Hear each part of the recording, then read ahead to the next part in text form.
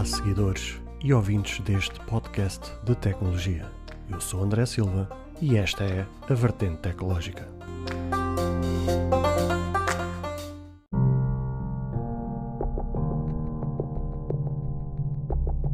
Esta semana, na Vertente Tecnológica, vamos falar do lançamento da rede internet Starlink da SpaceX, do lançamento do Huawei Mate X2 e do processo judicial Epic vs Apple. Fica aí para ouvir estas notícias e muito mais.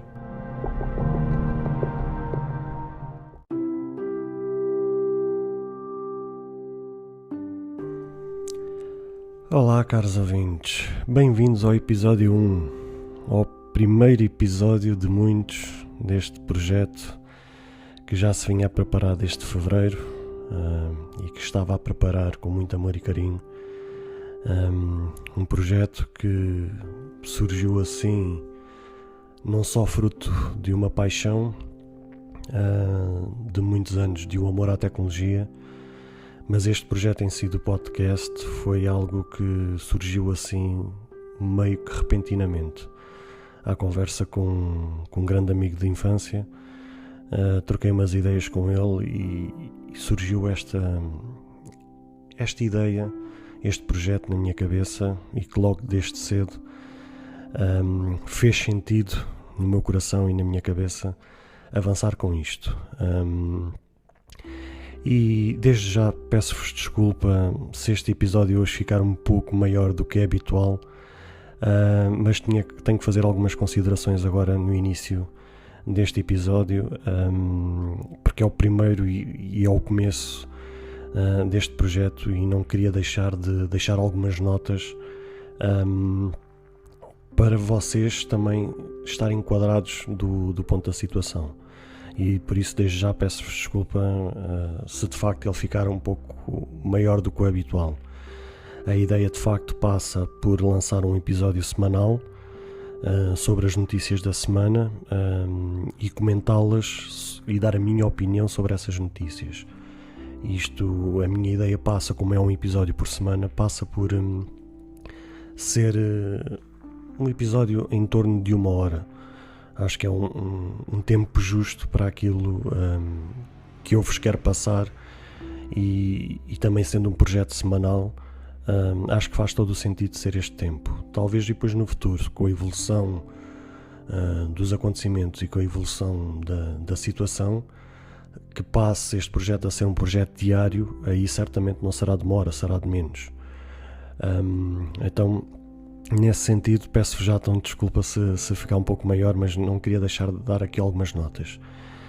Em primeiro lugar, queria agradecer à minha queridíssima esposa, Fabrícia Botelho, que tem sido uma companheira incansável, alguém que esteve comigo e está comigo desde o início deste projeto, sempre me apoiou e sempre me deu força para realmente ter vontade e ter a coragem de avançar com este projeto. À medida que eu ia compartilhando com ela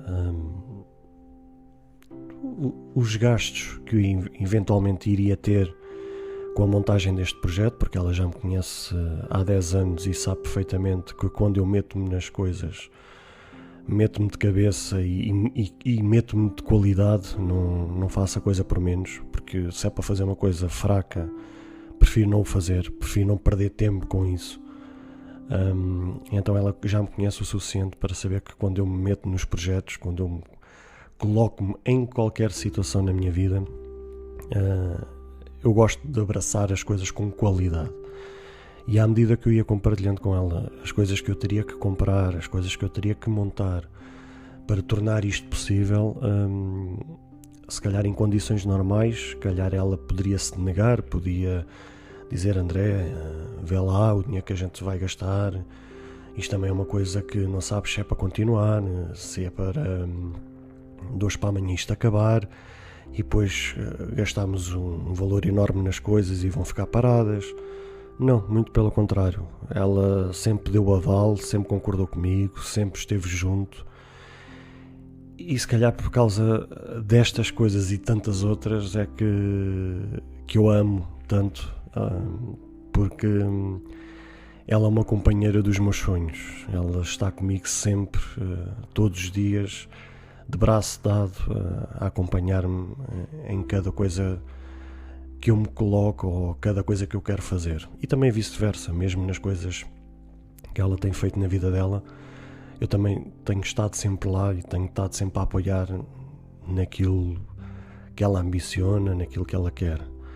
E acho que realmente foi uma boa resposta a todo o apoio que eu sempre lhe dei a ela. Foi a melhor resposta que ela podia ter dado a eu querer tornar este projeto viável, este projeto concretizável, e ela realmente esteve e está comigo.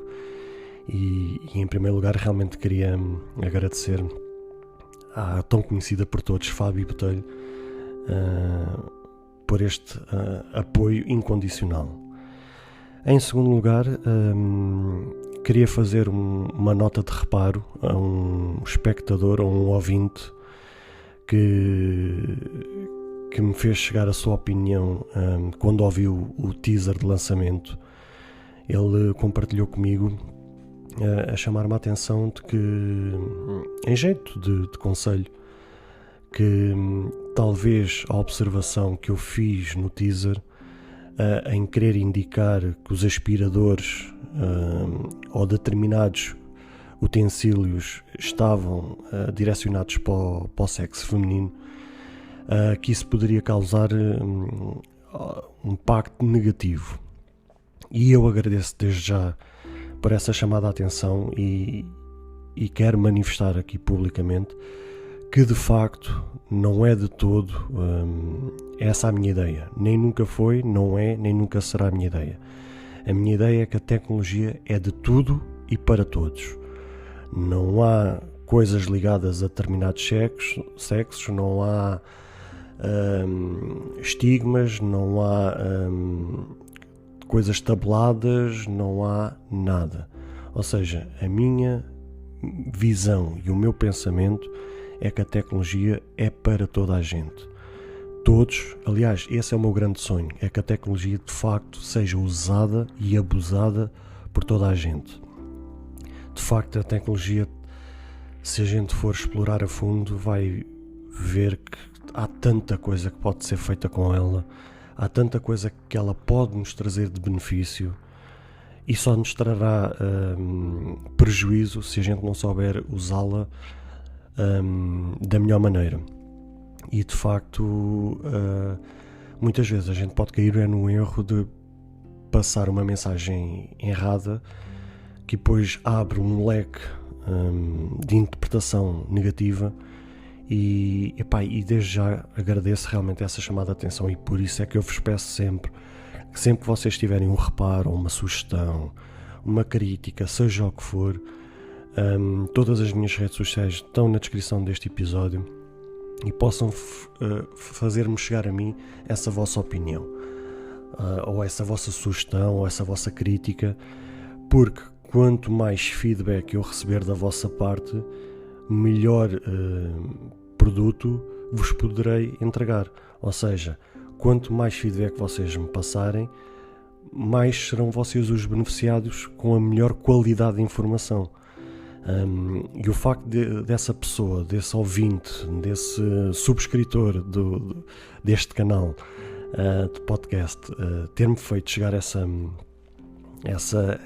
sua opinião, da forma como interpretou aquilo que ouviu no teaser, permitiu que eu realmente pudesse rever e comprovar que de facto foi um erro da minha parte ter feito passar essa informação. Então eu desde já agradeço realmente esse feedback e fica este ressalvo aqui, que realmente a minha visão é que a tecnologia é para toda a gente.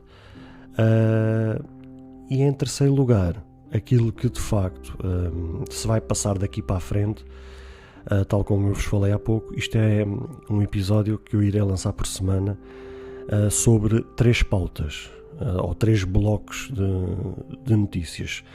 Uma delas será de notícias gerais, em que eu irei falar sobre tudo o que possa ter surgido no mundo da tecnologia ao longo da semana, qualquer tema, qualquer coisa que tenha acontecido no mundo de tecnologia em modo geral.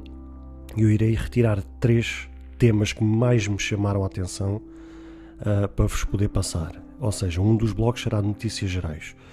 O segundo bloco será o bloco Android/Google, ou seja, irei também destacar 3 notícias que se destacaram ao longo da última semana ou da semana passada. 3 notícias que realmente me chamaram a atenção, que eu achei pertinente e que esteja ligado ao mundo Google, ao mundo Android, tudo o que possa estar ligado nessa vertente. Irei passar também 3 notícias. E no último bloco será o mundo Apple, ou seja, tudo o que aconteceu na empresa da maçã. Irei-vos passar também 3 notícias que também me chamaram a atenção e que vos poderei passar também essas notícias e esse feedback. Prontos, para já, numa fase inicial, e também por isso é que eu vos peço as vossas sugestões, aquilo que eu tenho em mente realmente é um episódio por semana, passando neste caso ao todo 9 notícias sobre 3 blocos. Também irá acontecer pontualmente a presença de algumas pessoas em que iremos abordar um determinado assunto sobre uma coisa muito específica e será tipo em jeito de entrevista, em que irão ser falados coisas sobre um determinado assunto, que acho que eu também acho sinceramente que é muito pertinente poder trazer convidados para que também possam eles compartilhar convosco a sua paixão, não só a sua paixão, mas também o que é que a tecnologia também tem trazido a essas pessoas de benefício ao longo da sua vida. E também realmente pontualmente isso também irá acontecer. Não sei se no episódio que irá ser lançado semanalmente, se irá ser lançado um episódio extra durante a semana com essa entrevista. Também tudo vai depender da disponibilidade das pessoas, também vai depender dos temas, vai depender de muita coisa. Mas para já queria-vos então deixar bem presente como é que irá acontecer as coisas daqui para a frente. Espero realmente contar com o vosso apoio, espero contar com as vossas partilhas, espero poder contar com o vosso feedback e para já estes eram os 3 pontos de reparo ou os 3 pontos que eu tinha em mente de falar com vocês antes de avançar para as pautas. Por isso, bora para as pautas.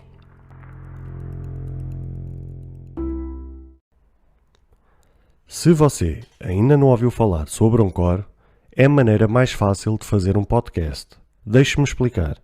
É gratuito e existem ferramentas de criação que permitem gravar e editar seu podcast diretamente no seu telefone ou computador. Anchor distribuirá seu podcast para você, para que ele possa ser ouvido no Spotify, Apple Podcast e muito mais. Você pode ganhar dinheiro com o seu podcast sem um ouvinte mínimo. É tudo o que você precisa para fazer um podcast em um só lugar. Baixe o aplicativo Anchor gratuitamente ou vá a anchor.fm para você começar.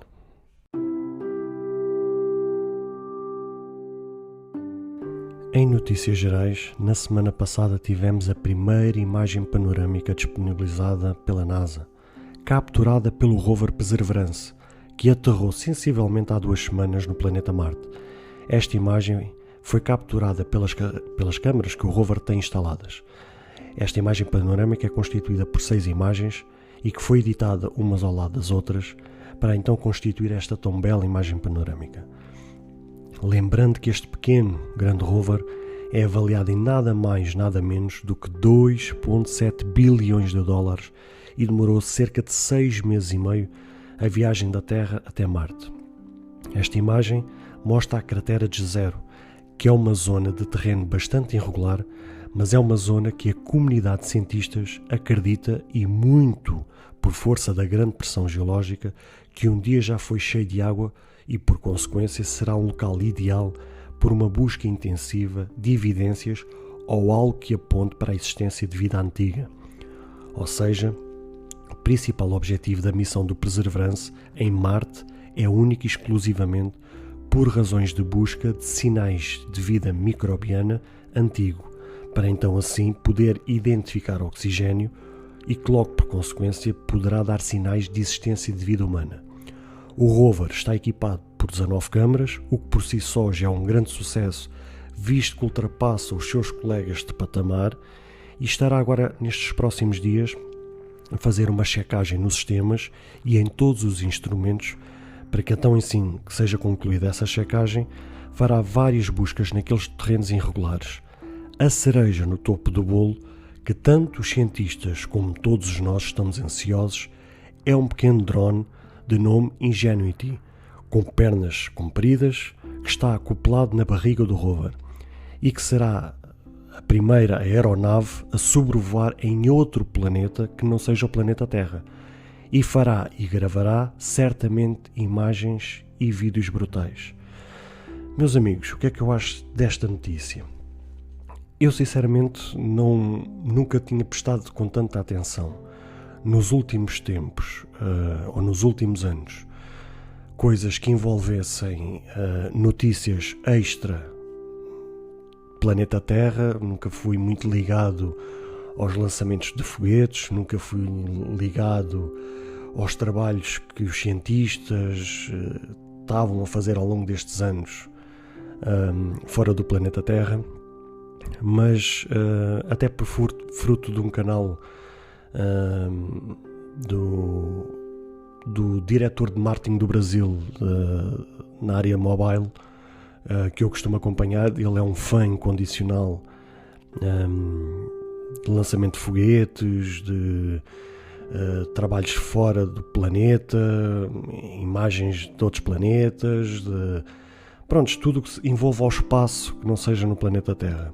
E eu fui acompanhando esse canal e, de certa forma, criei uma espécie de bichinho nesta vertente, nesta área. E, de facto, vi e pude comprovar, com tudo o que eu tenho presenciado nestes últimos tempos, que está a ser feito um trabalho extraordinário nesta área, e muito também pode-se apontar aqui o dedo do lado positivo ao Elon Musk, que tem feito esta parceria com a SpaceX e com a NASA, que tem permitido todos estes trabalhos diários de lançamento de foguetões, fazer testes, mas tudo com o objetivo de podermos explorar outros planetas. Eu acho que inevitavelmente um dia mais tarde teremos que conseguir explorar outros planetas, a fim de ver se é viável coabitar noutro planeta que não seja o planeta Terra. Talvez o que é estúpido e o que é parvo no meio disto tudo é que demos, ao longo destes séculos e milénios, demos tão cabo deste planeta que, muito provavelmente por fruto também da nossa estupidez, também quando conseguirmos habitar outro planeta, também vamos fazer o mesmo nesse planeta, o mesmo que já estamos a fazer no planeta Terra. Mas mesmo assim, acho que é de extrema importância todo o trabalho que a comunidade de cientistas está a fazer nesta área. Vejo com uma grande alegria, com grande expectativa, o trabalho que este rover Perseverance está a fazer. As imagens que hoje em dia estamos a conseguir captar de outros planetas que talvez há 10, 20, 30 anos atrás era impensável. Os resultados que estamos a obter. Acredito que também o rover Perseverance vai fazer muito mais do que para além de conseguir fazer buscas nessa área de tentar ver se há vida humana. Acredito, por aquilo também que eu já fui ouvindo sobre esta matéria, que eles também vão tentar capturar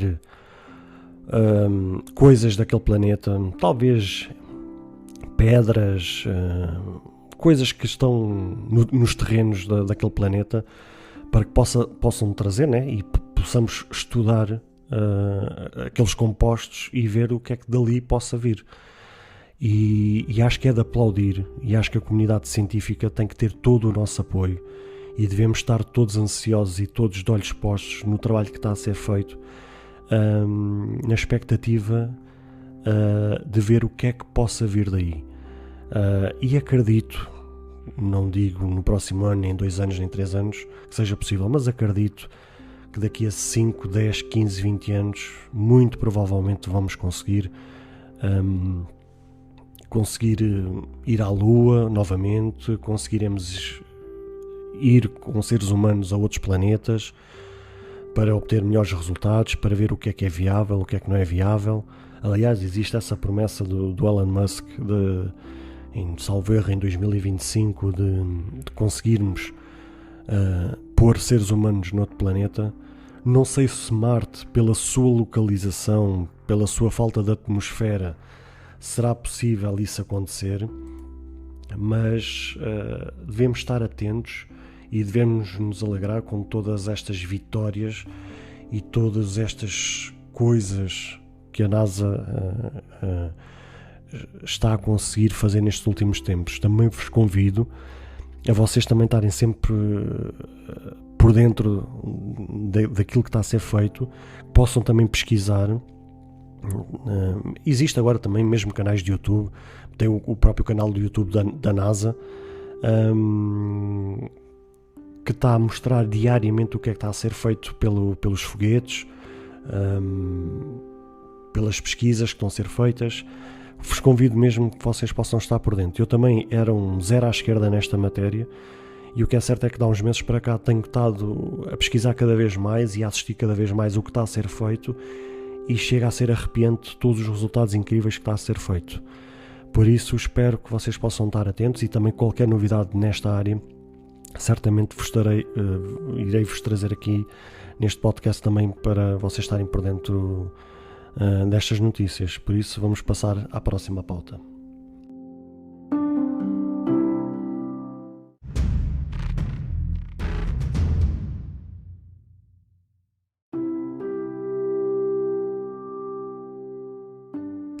Em notícias gerais, também na semana passada, a distribuidora de stream musical, o Spotify, revelou algo impactante para os seus utilizadores que desfrutam do plano Premium: o lançamento da tecnologia Hi-Fi, que nada mais é que uma tecnologia que traz o suporte de música sem perda de qualidade, como era usado e de certa forma ainda é a qualidade de CD, evitando assim o mínimo possível de ruído ou distorções.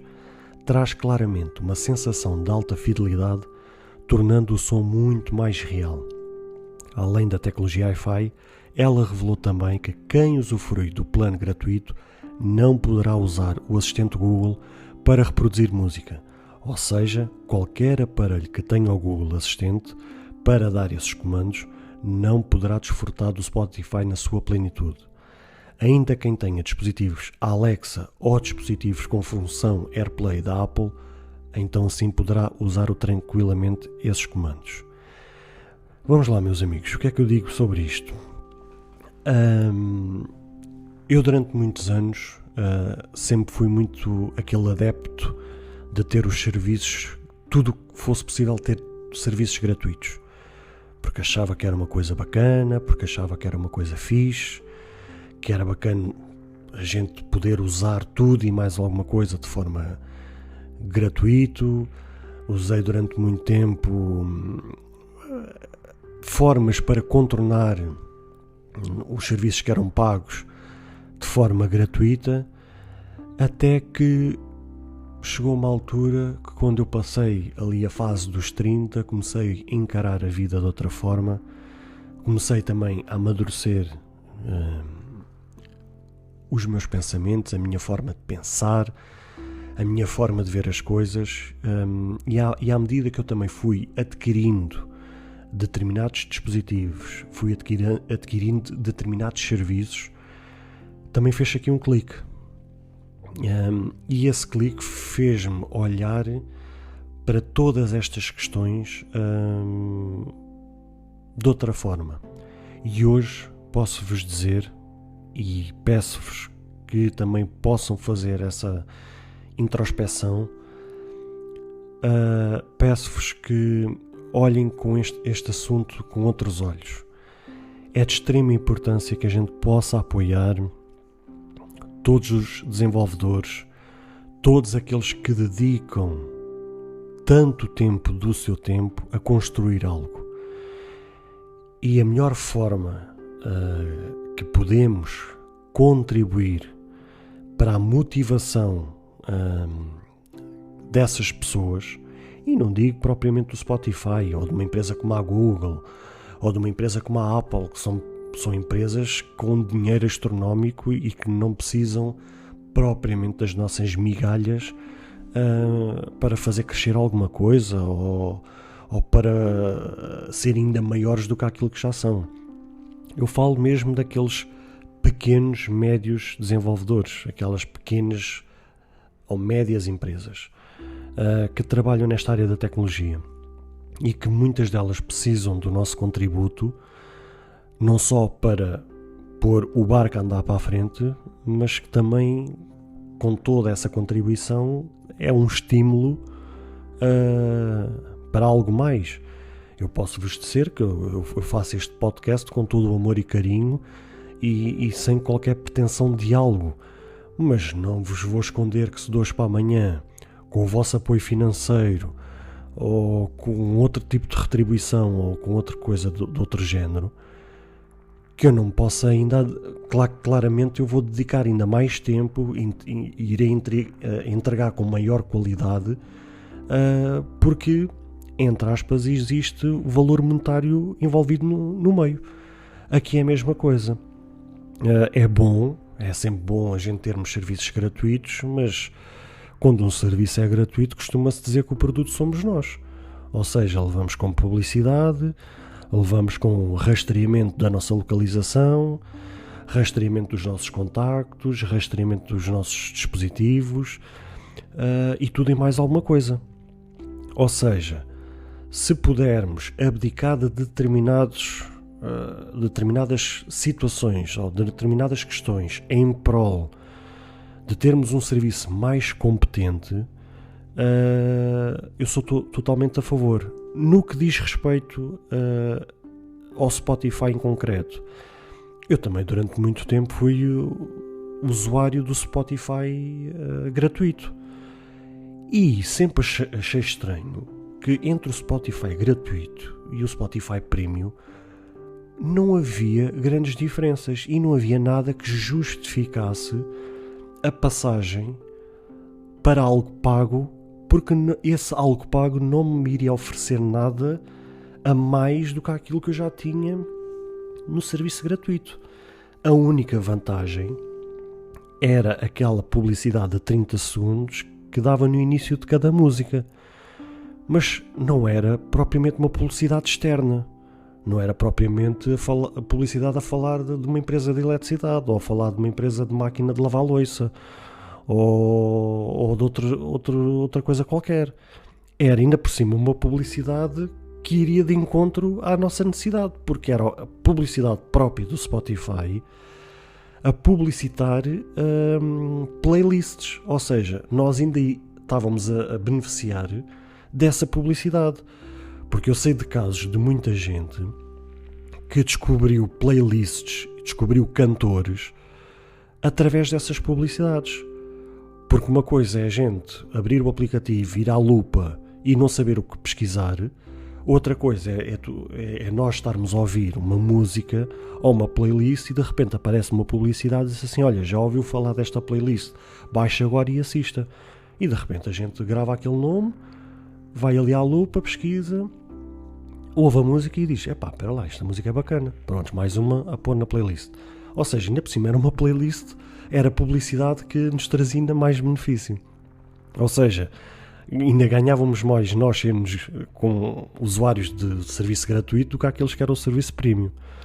E eu sempre estranhei isso, mas também sempre pensei que era algo que qualquer dia, incontornavelmente, teria que haver essa divisão.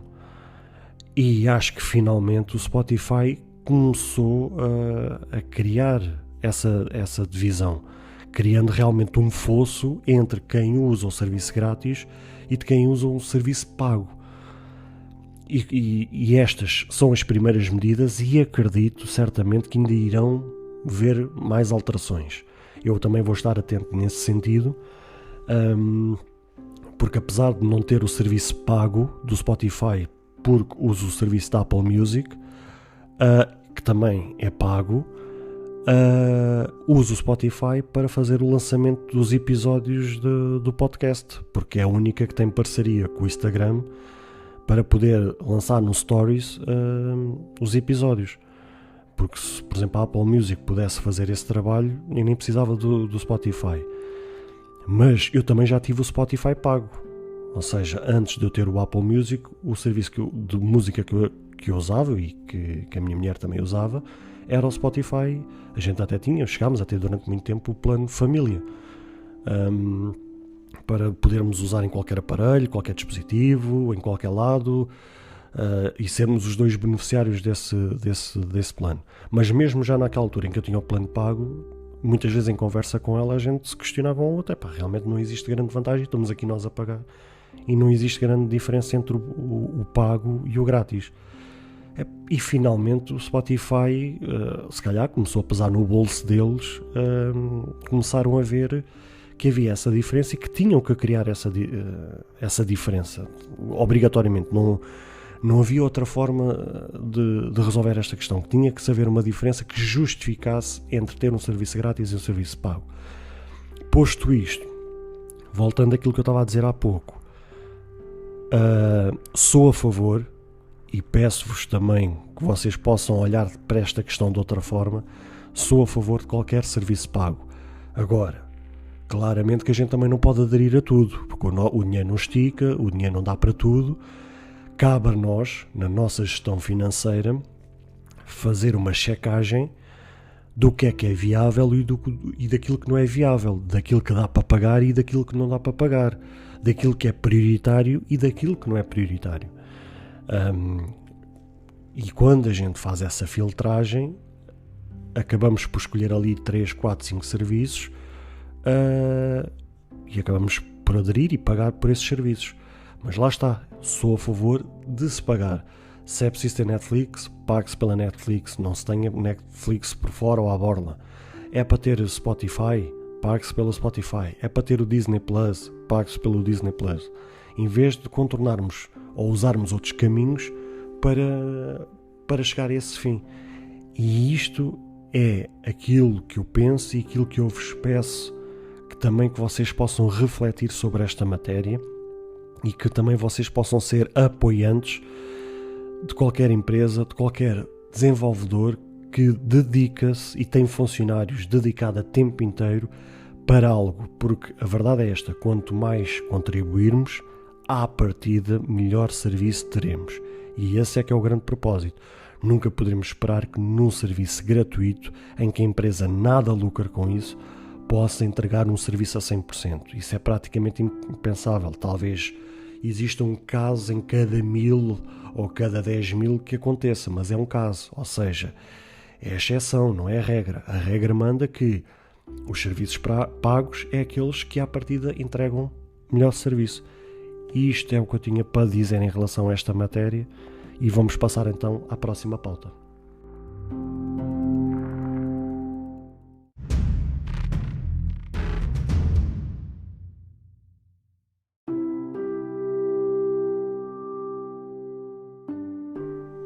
Em notícias gerais, a cereja no topo do bolo da semana passada foi a disponibilização da rede Starlink, a rede de internet por satélite pertencente à SpaceX do Elon Musk, para o território português. Este sistema usa os satélites que a SpaceX manda a cada lançamento de foguetões, que são cerca de 60 satélites por lançamento. Esta disponibilização para já ainda está numa fase muito embrionária e muito limitada, controlada atualmente por mais de 1000 satélites, com velocidades para já a rondar até os 150 megas download e os 20 ms de latência, que nada mais é a ordem de comando que damos até a execução da mesma. Este é um primeiro passo para começar a fazer concorrência às operadoras que temos em Portugal. Mas ainda assim, este primeiro passo é bastante caro para aquilo que oferece. As condições que foram enviadas para algumas caixas de correio de e-mail para alguns usuários são as seguintes: 499 € para a compra de uma pequena parabólica e uma caixa de ligação de cabo de rede RJ45, mais 61 € de portos de envio, e a ajustar a isso um sinal de reserva que depois é devolvido, de cerca de 99€. Claro que tudo isto apenas se resume à compra do aparelho, mas isto tem um custo mensal de 99€. O Elon Musk promete, até ao final deste ano, com lançamentos de mais satélites para o espaço, um aumento das velocidades de internet para os 300 megas de download e a redução da latência e a melhor estabilização de serviço, pois como isto está numa fase muito inicial, muito provavelmente haverá quebras de serviço nesta fase. Meus amigos, eu quando vi esta notícia, que eu estava completamente por fora, para mim foi de facto uma novidade, eu fiquei completamente em êxtase, porque quando a gente nem sequer mirava a médio e longo prazo uma alternativa às operadoras que temos em Portugal e que tanto nos custa mensalmente, mais uma vez vem alguém a disponibilizar um serviço que promete ser revolucionário. Vocês poderão dizer, André, mas isso implica tu teres uma parabólica e isso certamente só será usado para zonas muito remotas que não tenham disponibilização de fibra ou de rede. É verdade. Mas isto aqui tem vários fatores de vantagem. Primeiro, o facto de ser uma parabólica, pelo aquilo que eu vi nas imagens, é uma parabólica de dimensões bastante pequenas, não é aquelas parabólicas grandalhonas que estamos habituados a ver nos telhados e nas casas, nas vivendas, nos prédios, que a gente vê aquelas parabólicas monstruosas. É uma parabólica bastante pequena e bastante portátil. Isto traz-nos alguns benefícios. Primeiro, não implica ter uma caixa PDO, que é o que está na entrada dos nossos prédios ou das nossas casas, que é onde é feita a instalação da fibra. Segundo, implica não fazer furações nas paredes para passar a fibra. Ou seja, tudo é portátil. Claro que existe o cabo RJ45 com sinal Ethernet para dar a internet à casa, mas é tudo muito portátil, ou seja, podemos pôr a parabólica em qualquer lado, se não está bem no sítio monta-se noutro, não implica furar paredes para encaixar a parabólica, porque ela tem uma espécie de base como se fosse um tripé, que pode ser colocado em qualquer sítio.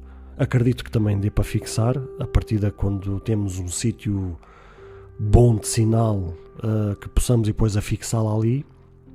Mas se não for esse o caso, acho que a grande vantagem é o facto dela ser assim portátil, porque vamos imaginar assim um cenário. Imaginemos que vamos de férias para um apartamento.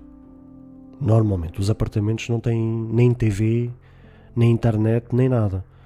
Ou seja, o facto de a gente poder pôr essa parabólica dentro de uma mala e podê-la transportar para esse apartamento a fim de a gente termos internet e poder usar aquilo que a gente quiser, já é uma grande vantagem. Da mesma forma que se a gente tiver uma casa de férias, a vantagem é exatamente a mesma. Ou seja, em vez de estarmos a contratar 2 serviços à operadora, só temos um serviço. Porque se a gente for para essa casa de férias, a gente tira a parabólica do nosso serviço de casa e levamos para essa casa de férias para, enquanto estivermos a desfrutar das férias, também termos internet. E outra grande vantagem, visto que os carros elétricos, principalmente os da Tesla, estão cada vez mais a aumentar no nosso mercado automóvel, também fala-se que depois, sendo a Tesla do Elon Musk também ligada à SpaceX e este serviço sendo a SpaceX, como os carros são tecnológicos e também têm atualizações de software conforme têm os nossos computadores, conforme têm os nossos telemóveis, os Tesla também têm atualizações de software. E uma das grandes vantagens, porque quem se lembra que há uns anos atrás quem comprava um Tesla, a internet no Tesla era ilimitada, só depois com a evolução da Tesla, o Elon Musk começou, entre aspas, a cortar as pernas a isso, porque estava a ver que o mercado estava a crescer muito e aquilo começava a pesar no bolso deles, né? Por termos internet à borla e quisermos consumirmos o que queríamos desde Netflix ou quiséssemos sem pagar mais nada por isso, chegava a um ponto que se tornaria insustentável. E eles então começaram a tomar essas medidas, a disponibilizar uma espécie de plafond mensal e que quando a pessoa passa esse plafond tem um custo. Neste caso, acredito que irá depois haver ali uma atualização de software que vai permitir aos utilizadores da Tesla poder fazer login a este serviço e poder em andamento usar da internet, atualizar o software do carro e por aí fora. Ou seja, é mais uma vantagem. Para quem tem em casa, como hoje em dia a gente bem sabe que para termos um serviço em casa, as operadoras praticamente nos obrigam a ter serviço de telefone e serviço de televisão, que ainda assim há muita gente que não usa, mas que paga por isso, porque a operadora praticamente não disponibiliza outra forma a que não seja englobar esses serviços no pacote, porque muita gente, como eu, gostaria só de ter o serviço de internet. Esta aqui é uma das alternativas. Eu bem sei que existe um serviço que é WOO, W-O-O, que salvo erro pertence a nós, que já permite realmente a contratação do serviço só de internet, ou também o serviço só de dados móveis para telemóvel. Mas é o único caso que eu conheço no mercado português. Fora isso, qualquer outro serviço, uma pessoa tem que levar com o telefone e tem que levar com TV, mesmo que não use, o que faz encarecer os pacotes. Ora, se aparece uma tecnologia que me permite não ter que furar paredes, não ter que montar caixas de PDOs, não ter que andar a fazer passagens de fibra, não correr o risco da fibra se partir, e logo por consequência o serviço de internet ir abaixo, como também já me aconteceu uma vez, e ter uma coisa que é portátil e que se de hoje para amanhã eu comprar um carro da empresa deles também poder desfrutar desse serviço, para mim, sinceramente, é uma luz ao fundo do túnel. Agora, se me perguntam assim, André, mas o serviço que eles para já oferecem é muito caro. Concordo inteiramente, por isso é que eu mencionei que isto é um projeto embrionário, é um projeto ainda muito inicial, que só está a ser enviado nas caixas de e-mail para alguns usuários, mesmo assim quase escolhidos a dedo, porque eles basicamente estão-se a começar a introduzir no mercado e a começar a fazer alguns testes até para ver qual é a aderência que este serviço está a ter por parte das pessoas, para ver se é viável de facto apostar neste mercado ou se é para arriscar e passar para o próximo.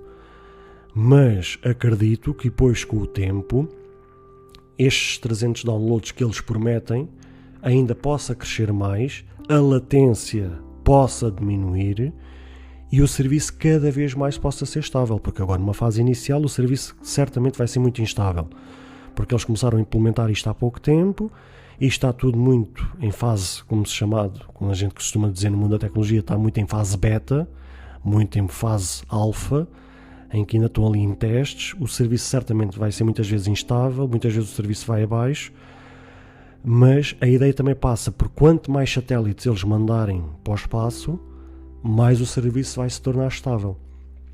E acredito sinceramente que este é o princípio de um grande projeto que poderá fazer as atuais operadoras em Portugal repensarem o seu modelo de negócio e repensarem as suas ofertas, porque de facto as ofertas que eles ainda oferecem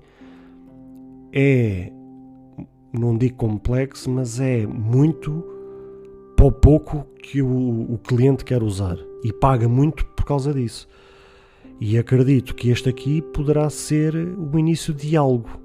Não digo que a Starlink será o único projeto, Deus queira que não, espero que haja mais, porque quanto mais concorrência houver, mais beneficiamos com isso, e essa é a ideia.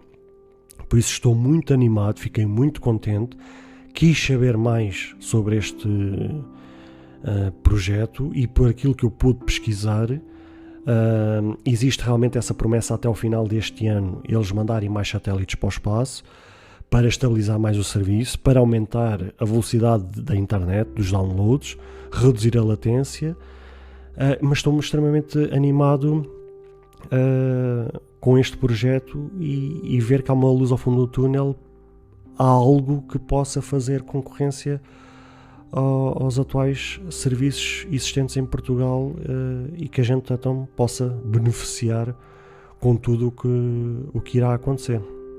Vamos passar à próxima pauta.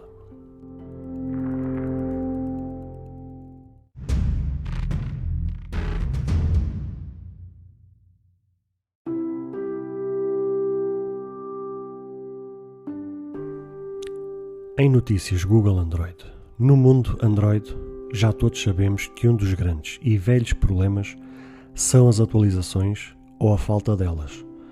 Por muito que a Google aperte com os fabricantes de smartphones sobre esta questão e até em várias situações já tenha disponibilizado todas as ferramentas ao ponto de tentar diminuir a fragmentação no seu sistema operativo, esta situação nunca viu grande fumo branco. As fabricantes sempre fizeram vista grossa a esta situação, deixando vários dispositivos abandonados com problemas graves de segurança e até mesmo não recebendo as últimas novidades. De todas as marcas existentes no mercado Android, a que mais se tem destacado no sentido positivo tem sido a Samsung, que tem estado, principalmente nos últimos 2 anos, muito atenta a esta situação, sempre investindo e procurando sempre levar constantes atualizações aos seus aparelhos. Na semana passada, a marca anunciou que agora vai garantir 4 anos de atualizações de segurança. Esta medida abrange todos os dispositivos que foram lançados a partir de 2019.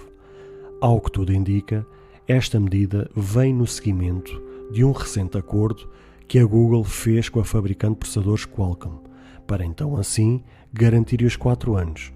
Claro que este acordo vai obrigar a Samsung a suportar a atualização aos seus próprios processadores, os Exynos, que são usados no mercado ocidental e asiático.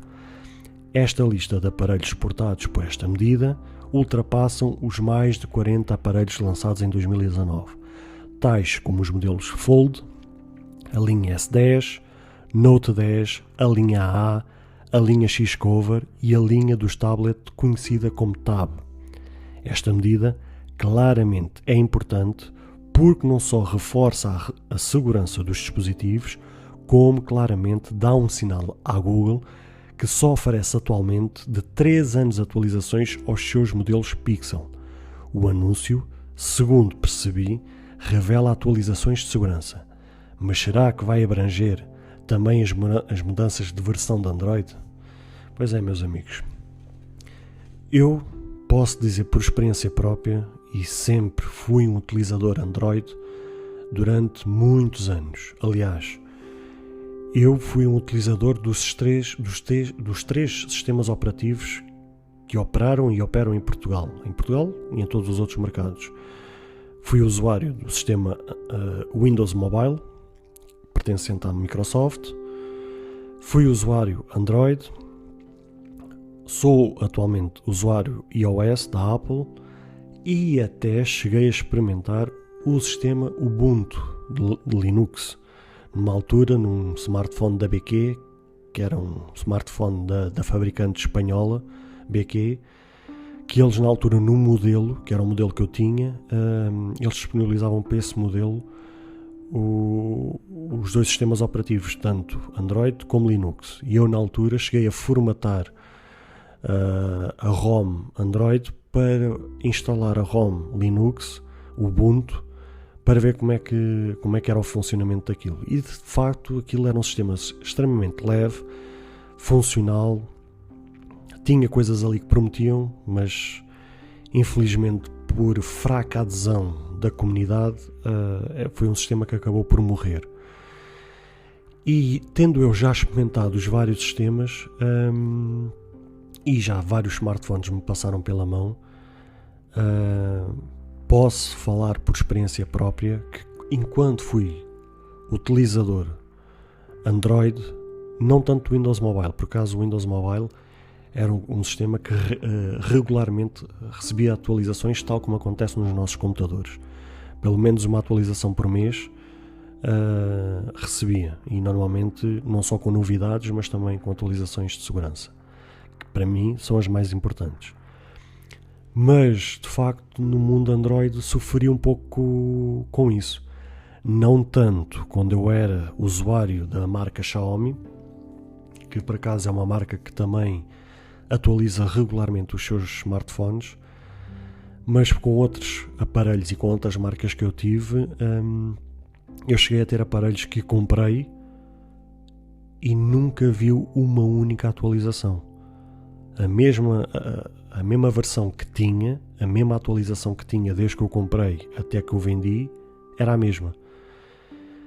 Eu percebo qual é o intuito das marcas, tal de smartphones como qualquer outra marca noutro setor qualquer, é vender. E não lhes interessa estar a gastar recursos, nem a perderem tempo em pagar a técnicos ou pessoas formadas nesta área, a gastar recursos para atualizar dispositivos se o intuito é vender. Ora, se eles gastam recursos com os seus técnicos, com os seus informáticos ou qualquer outro nome que se lhe queira chamar às pessoas que tratam nesta área, eles podem concentrar esses recursos em novos aparelhos para vender novos aparelhos e daí faturar. Porque estar a perder tempo com aparelhos já existentes é uma perca de tempo. Claro que por um lado traz satisfação ao cliente por saber que o seu investimento, seja ele muito ou seja ele pouco, tenha valido a pena e que tenha valido a aposta nessa marca. Traz satisfação ao cliente. Mas infelizmente no mundo capitalista, ao bolso das marcas não trouxe satisfação nenhuma. Então a ideia deles é fazerem novos modelos para venderem e fazerem-nos acreditar que o nosso dispositivo está obsoleto e que tem que ser trocado por um novo. Tal como acontece nos carros, tal como acontece num frigorífico, tal como acontece numa máquina de lavar, tal como acontece em qualquer aparelho, numa televisão, seja o que for. E nos smartphones não foge à regra, é exatamente a mesma ideologia. Então, eles vêm sempre com o discurso, não, porque o hardware já está completamente ultrapassado, já não suporta estas novas versões, porque são versões mais pesadas, que requerem outro desempenho, que requerem... Eles alegam tudo e mais uma coisa. Mas quem minimamente domina esta área percebe perfeitamente que mesmo o processador, e muitas vezes estamos a falar de smartphones topos de gama, que têm os melhores processadores do mercado, claramente faziam face a essas atualizações durante 5, 6, 7, 8, 10 anos, tranquilamente. Só que a ideia que passam cá para fora, uma espécie de jogar areia para os olhos das pessoas, é fazerem-nos acreditar exatamente o contrário, que ao fim de 2 anos o telefone está completamente obsoleto e que não está preparado para oferecer o mesmo desempenho que quando o comprou. Só existe uma coisa que nos pode fazer equacionar a troca de um aparelho. É a questão da bateria, porque de facto a bateria tem dela aquele composto lítio dentro das baterias, ela tem vida útil. Segundo sei, a vida útil de uma bateria com o lítio está preparada para 1000 ciclos. E 1000 ciclos, um ciclo significa dos 0 aos 100%. E normalmente, em média, 1000 ciclos dá para 2 anos. Normalmente, ao fim de 2 anos, já foram ultrapassados esses 1000 ciclos, o que significa não é que a bateria esteja viciada, é gasta, ou seja, já não oferece o mesmo desempenho que quando estava no início. Mas aí temos duas hipóteses. Se o telefone continua a ter suporte por parte da máquina, da fabricante, da marca, é trocar a bateria. E certamente o preço de uma bateria não é o mesmo preço de um smartphone novo. Então aí faz-se a troca da bateria. Ou então, se a gente não vê o suporte por parte da marca naquele dispositivo, aí já é um caso de nós, caso tenhamos disponibilidade financeira para comprar, devemos então trocar um dispositivo. Mas só nessa circunstância. A bateria é que faz aqui o divisor de águas para saber o que é que compensa e o que é que não compensa. Porque fora isso, hoje em dia os processadores estão tão otimizados que claramente estavam preparados para fazer 5, 6, 7, 8, 10 anos tranquilamente. Não digo ao mesmo desempenho a 100%, mas ali na faixa dos 85, 90% garantidamente. Só que, prontos, vendem-nos uma história completamente embelezada, completamente deturpada, completamente mascarada, para nos fazer acreditar que... E depois é assim, eles fazem tanta publicidade a cada lançamento novo que a gente, muitas vezes as alterações são tão pequenas, mas o marketing é tão forte que nos fazem acreditar que aquele telefone, que é uma versão a seguir à nossa, é tão fantablástica que o nosso já não é nada e que aquele novo é que é bom. Por isso é que existe canais como este, da vertente tecnológica, para fazer passar uma mensagem transparente, clara, verdadeira, para vos, entre aspas, ensinar o que realmente importa e o que realmente não importa. A mim, pela experiência que eu tenho de vários anos ligada à tecnologia, sinceramente a mim, entre aspas, as marcas não me passam a perna com aqueles discursos floreados. Mas acredito que a grande parte da população, talvez mais de 90% da população, acaba por ir muito neste discurso. E por isso é que eu tenho este canal, justamente para vos fazer passar um outro lado da história, para também vos instruir e fazer-vos munir de ferramentas e de conhecimento para que vocês no futuro, tanto no presente como no futuro, possam tomar as melhores decisões.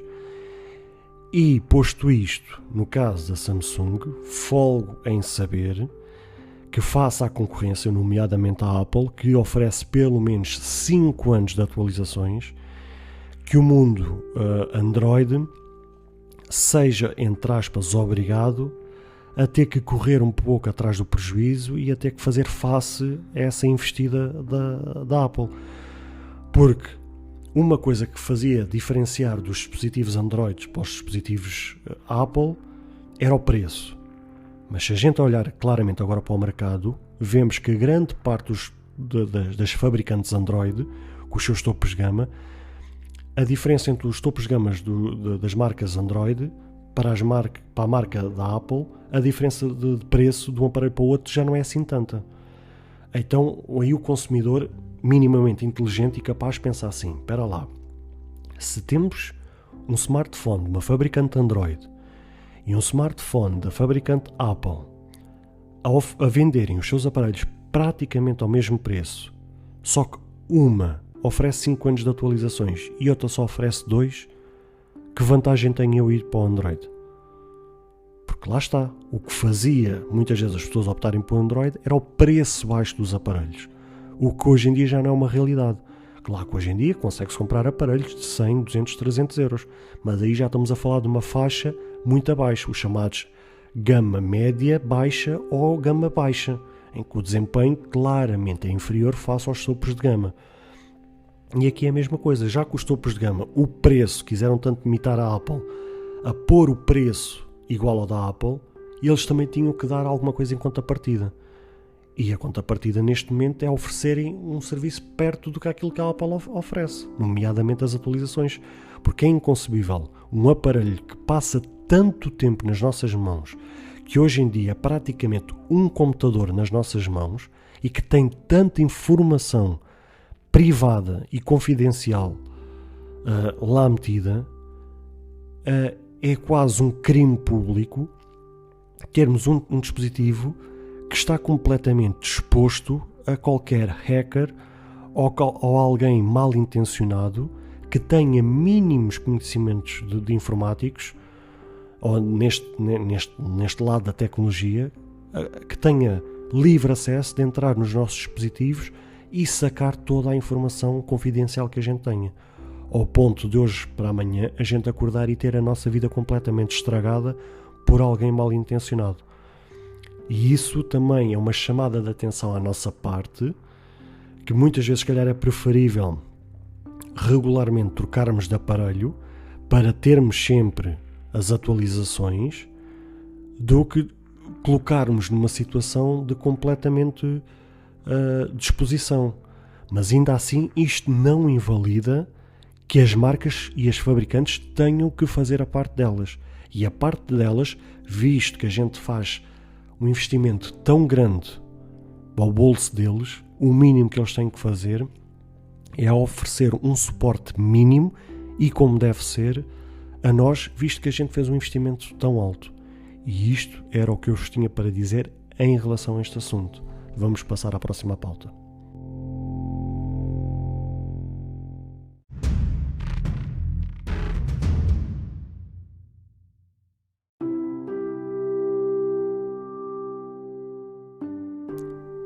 Em notícias Google Android, no início da semana passada, tivemos o lançamento da primeira beta da próxima versão de Android, o Android 12. Neste primeiro lançamento, para desenvolvedores, por muito que a gigante Google tentasse esconder o código-fonte deste sistema operativo, de forma a não mostrar para já o seu novo design, rapidamente os desenvolvedores da comunidade XDA, que nada mais é do que a maior comunidade no mundo neste setor, vasculhou o sistema ao mais ínfimo pormenor e lá encontrou e ativou, tratando de partilhar com toda a comunidade imagens deste novo design. Também tivemos várias novidades neste lançamento com algumas mudanças significativas na área das notificações, para que se tornem mais fáceis de usar, tornando tudo mais funcional.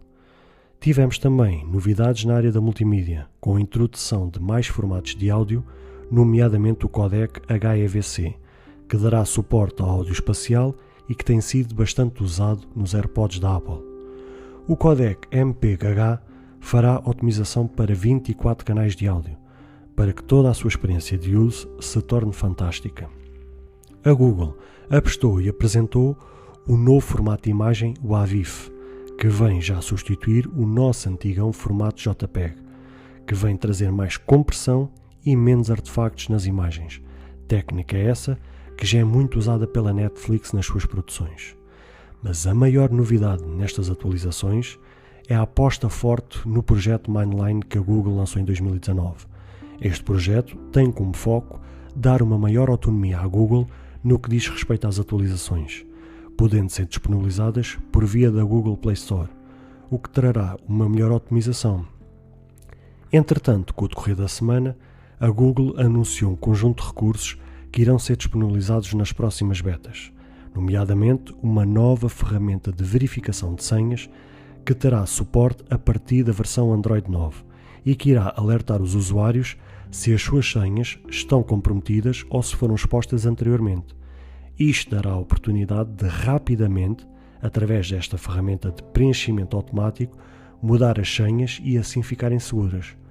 Outra novidade diz respeito à app das mensagens, que traz o recurso de poder agendar o envio de uma SMS, tal como já acontece em algumas apps de e-mail. Esta ferramenta certamente será muito útil na área profissional, como colegas de trabalho ou até mesmo na área comercial. Outra atualização muito importante será a app nativa Talkback, que é usada pelos usuários cegos ou aqueles que até têm mesmo baixa visão. Ela receberá vários novos recursos, com novos gestos, usando vários dedos para interagir com outros aplicativos e executando algumas ações normalmente comuns, como selecionar e editar texto, o controle da multimídia ou até mesmo obter ajuda. Para já, esta atualização só estará disponível nos Pixel e nos Galaxy da Samsung a partir da versão One UI 3. A App Mapas do Google receberá a opção Dark Mode em toda a aplicação, podendo ser ativado nas definições. Meus amigos, o que eu tenho a dizer em relação a esta notícia é muito simples. Vejo com muito bons olhos que finalmente dá pelo menos, desde a versão passada, desde o 11, no 10 nem tanto, mas mais no 11, a partir do 11, que a Google começou a olhar com outros olhos a questão da otimização do sistema operativo. E tal como eu vos referi na pauta anterior, eu fui usuário de Android durante muitos anos, e se há coisa que sempre achei negativo, foi a otimização da própria atualização. Às vezes a interface não era tão bem trabalhada, a otimização não era assim tão boa, os recursos eram escassos, e tinha sempre a sensação que a cada mudança de versão de Android ficava pior do que a anterior. Eu lembro-me claramente uma que, quando eu tive o meu primeiro smartphone da Xiaomi, ele veio com a versão 6 e o telefone estava espetacular. Uma interface muito limpa, super funcional, tinha uma autonomia de bateria bruta, desempenho espetacular, tudo 5 estrelas. E lembro-me como se fosse hoje que, quando eu mudei para a versão 7, foi uma decepção tão grande, e eu estava tão expectante, porque na altura ouvia-se falar que o Android 7 iria trazer isto, iria trazer aquilo, assado, cozido. Eu queria tanta expectativa à volta daquilo, e de facto, quando saiu a versão estável, a versão final, daquela atualização, que eu instalei aquilo com um grande ânimo e com grande expectativa, na esperança que viesse a comprovar tudo aquilo que já se andava a falar. Ora, qual não seria a minha maior decepção? Assim que eu reinicio o sistema após a atualização, e até reiniciar uma ou duas vezes o smartphone, que normalmente é uma coisa que é recomendável, após atualizar o sistema operativo deve-se reiniciar o telefone pelo menos uma ou duas vezes, para dar mesmo aquela estabilizada no sistema. Fiz todo esse processo, e vejo que o smartphone teve um comportamento. A bateria começou a cair drasticamente.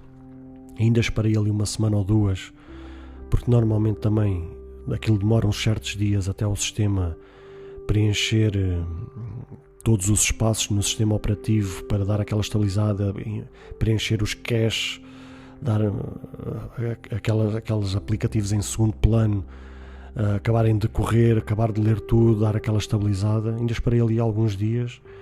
E mesmo passado esses dias, quando eu fui usar o smartphone, parecia outro telemóvel. Parecia que eu tinha comprado ali o telefone no virar da esquina, um Zé qualquer, um telefone de 2008, 2009. E foi uma desilusão muito grande. E mesmo assim, à medida que eu fui mudando de smartphones, e mesmo experimentando outras marcas, e até com outras versões de Android, umas mais completas, outras menos completas,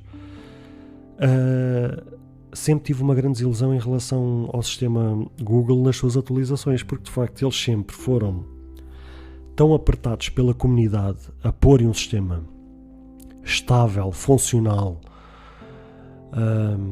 que desse prazer aos usuários de usar, e a sensação que dava é que a cobrança por parte das pessoas era tanta, e que eles tinham que fazer face a essa cobrança, que meio que faziam aquilo meio à deslavada e lançavam a primeira porcaria que faziam. Ou seja, os desenvolvedores estavam de volta daquilo, os técnicos estavam de volta daquilo, e já vinha a Google a dizer: despachem isso, que isso tem que ir rapidamente para o mercado. E depois o preço a pagar é exatamente isso. Muitas vezes coloca-se atualizações nos smartphones que faz com que os telefones fiquem, em alguns casos, quase 10 vezes pior do que aquilo que a pessoa comprou. E a pessoa, mais uma vez, sente-se fraudada por ter feito um investimento tão grande, e de repente fica em algumas situações com os seus smartphones quase inutilizáveis, ou com a bateria que está uma desgraça, ou com aplicações a crasharem, ou com bugs graves no sistema, e coisas que tornam-se insustentáveis. E não estou a falar só de telefones baratos, estou mesmo a falar muitas vezes em telefones topos de gama. Eu sempre usei vários tipos de smartphone, desde os de baixa gama, aos média gama e atualmente aos topo de gama. E em todos eles tive essa experiência. E espero, pelo menos o Android 11, do feedback que eu tenho visto na área da tecnologia, do feedback que eu tenho visto de várias marcas que usam o Android 11, tenho visto que houve ali, de facto, já uma grande alteração. Um sistema mais estável, mais otimizado, com outras capacidades para dar resposta face à exigência do usuário. E espero, sinceramente, que esse trabalho dê continuidade agora no Android 12. De facto, todas aquelas otimizações, o facto deles irem para a frente com aquele projeto, o MineLane, que vai permitir as próprias atualizações das versões de Android serem feitas através da Google Play Store, em vez de ser pelo sistema do telefone. Porque quem usa a Google Play Store diariamente para atualizar um aplicativo ou para instalar um aplicativo, vê que aquilo é uma maravilha. A gente só vai ali à lupa, escreve o nome do aplicativo, instala, em segundos está instalado, é só sair da Google Play Store, entrar no aplicativo e está pronto a uso. E o projeto MineLane passa justamente para que as atualizações, não só de segurança, como das versões de Android, sejam também disponibilizadas por essa via. O que de facto vai tornar tudo mais otimizado e tudo mais funcional. Vai poder correr ali em segundo plano tranquilamente, como se estivesse a atualizar uma aplicação, e vai ser tudo à partida mais fantástico. E espero sinceramente que a Google de uma vez por todas acerte nesta matéria e vê se realmente que as marcas, as fabricantes, tal como eu falei, a Samsung, mesmo até a Huawei, que também já está muito atenta, a Xiaomi, que também está muito atenta nesse sentido, que está a aumentar o número de anos nas suas atualizações, já mostra, já dá sinais claros aos usuários que estão atentos e que querem dar melhor suporte e entregar um melhor produto ao usuário. Espero que a Google também entre nesse barco, porque as marcas só poderão entregar um melhor produto a nível de uma versão de Android ou de um sistema Android se o Android em si, que pertence à Google, der essa resposta. Ou seja, os dois têm que caminhar lado a lado. Não basta só as marcas caminharem para um lado e a Google ficar parada no tempo. Eu torço muito e desejo mesmo muito que a Google possa bater de frente à Apple nesse sentido. Porque, volto a dizer, quem fica a beneficiar com essas medidas somos nós, os usuários. Por quanto melhor concorrência e quanto melhor a oferta, melhor depois para nós. Porque umas vão brigar com as outras para ver quem é que oferece o melhor produto. Agora, também não adianta entregar um produto às 3 pancadas e à pressa. Interessa é entregar um produto como deve ser. E nesse sentido estou mesmo a torcer, e os sinais são claros, pelo menos desde a última versão de Android, que a Google tem trabalhado muito nesse sentido. E as marcas também mostram que também têm estado a trabalhar nesse sentido. E espero mesmo que isso venha a ser uma grande realidade num curto prazo, para que nós, como usuários, possamos ser beneficiados com toda essa medida. E vamos nós para a próxima pauta.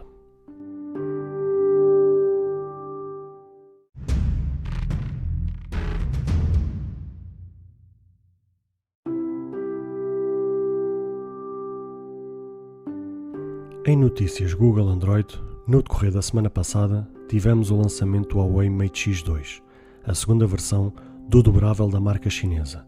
Esta apresentação ocorreu no país natal, garantindo assim uma maior procura e vendas certas.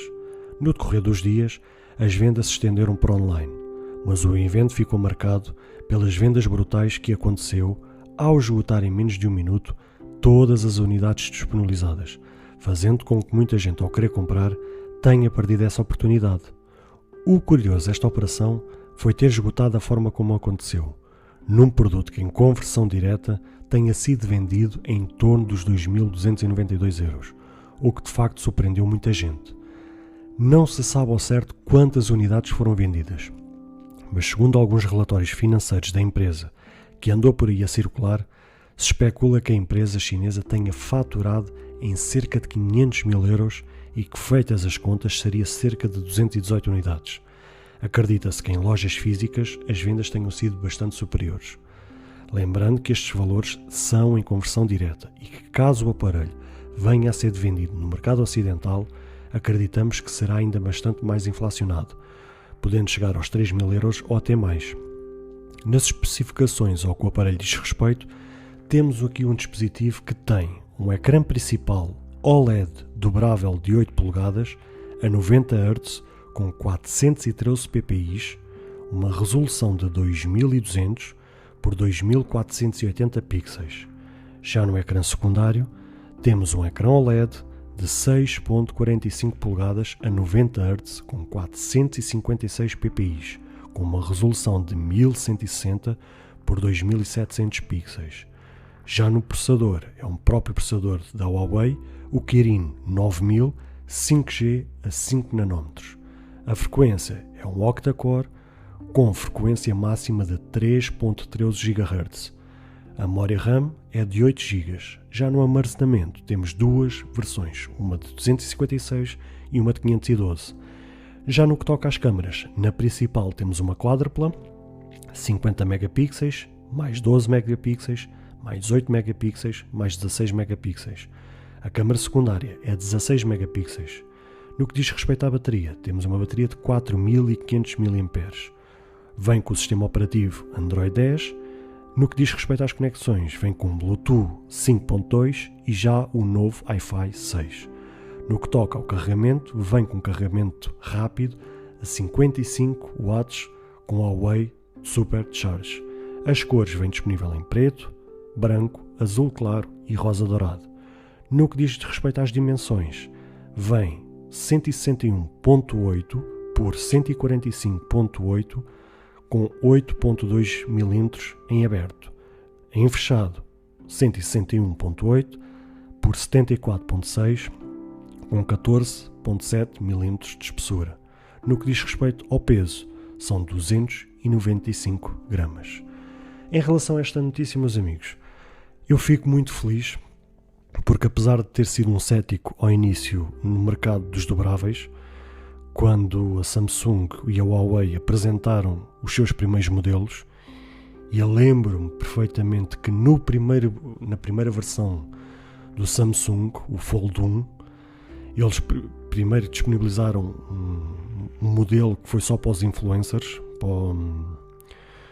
meio que para os desenvolvedores, para anunciarem, e aquilo até deu na altura uma grande barracada, que até vinha com uma película de proteção, que as pessoas não viram que estava lá um aviso, que as pessoas não podiam tirar a película, e aquilo foi uma barracada autêntica, que as pessoas, ao ligaram o aparelho, por conta de terem tirado aquela película, o ecrã começava a atrofiar-se todo. Lembro que foi uma barracada autêntica, que aquilo deu tanta polémica, que a marca, neste caso a Samsung, foi obrigada a fazer um recall de todas as unidades e então melhorar aquele sistema. Mas ainda assim, essa primeira versão ainda trouxe bastante polémica, porque lembramos que na dobradiça entrava para lá poeiras, pedrinhas minúsculas que entravam, e que quando o aparelho era aberto e fechado, aquilo roçava tudo lá dentro.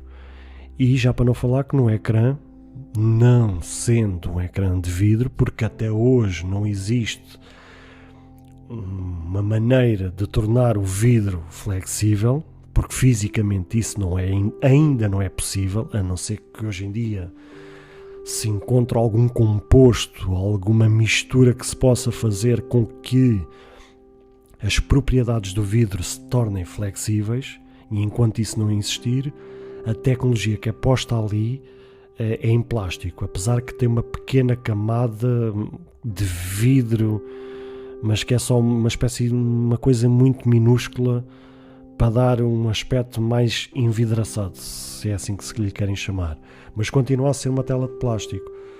E lembro-me perfeitamente que nessa primeira versão, o facto de só uma pessoa passar a unha ficava vincado, e não era aquele vincado de ficar vincado e passado uns minutos aquilo desaparecia, não, ficava mesmo já o vinco, como se fosse um risco. E já nessa altura a primeira versão do Huawei já prometia mais do que a primeira versão do Fold da Samsung. Só que essa primeira versão do Huawei jogava contra, porque a abertura era feita para fora e não para dentro.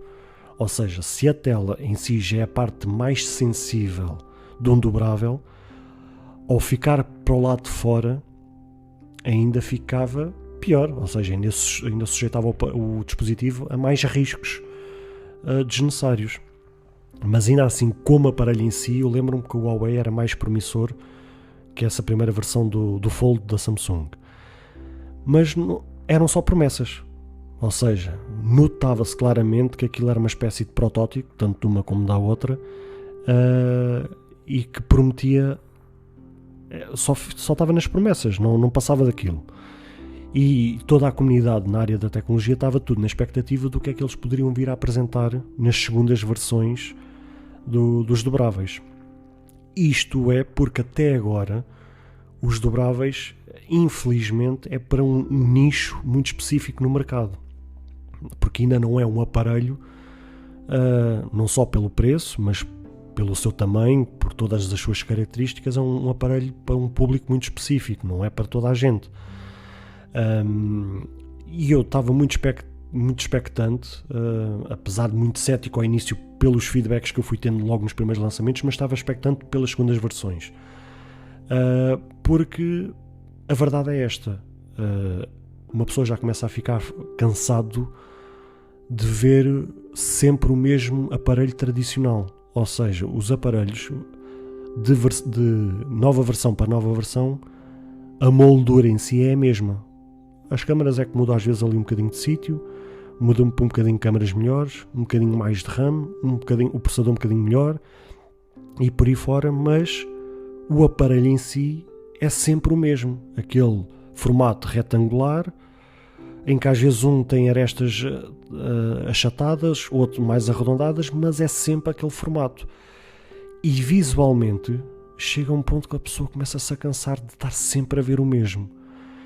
E por isso eu, como amante de tecnologia, ganhei algum ânimo quando os dobráveis começaram a aparecer. Porque de facto os dobráveis abrem outras portas.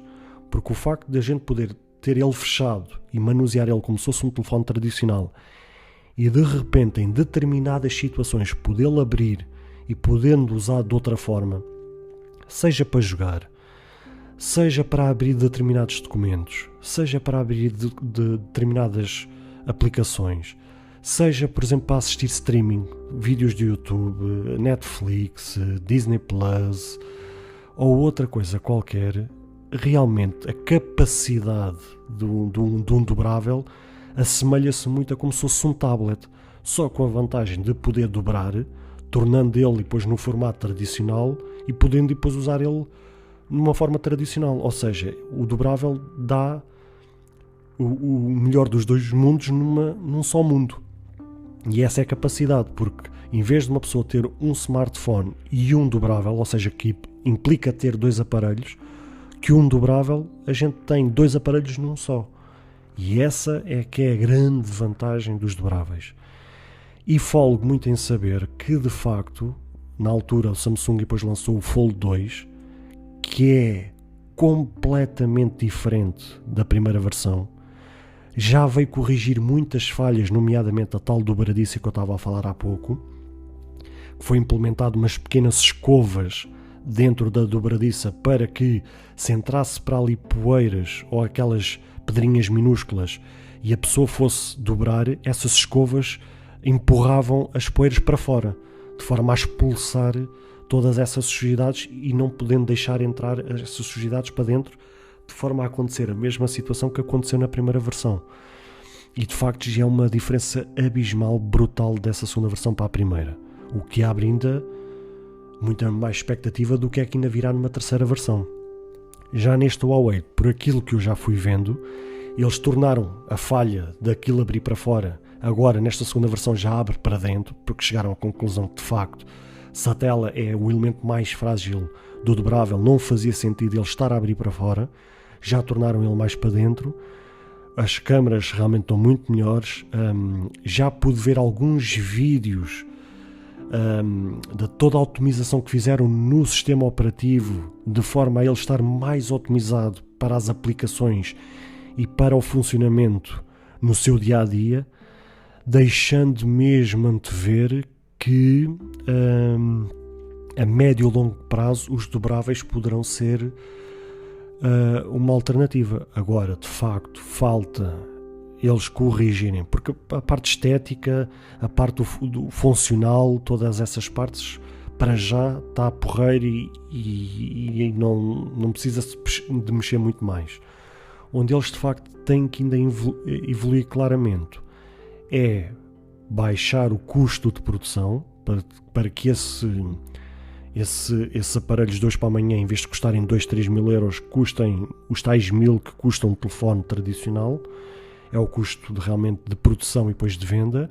É essa parte que eles para já têm que corrigir. E a segunda, a mais importante de todas, é o ecrã. Porque o ecrã, apesar de ter havido uma grande evolução destas segundas versões para as primeiras, ainda está muito longe de ser aquilo que todos nós desejamos um dia que venha a acontecer. E cá estarei eu muito expectante para ver o que é que eles depois numa terceira versão possam vir lançar. Vamos então para a próxima pauta.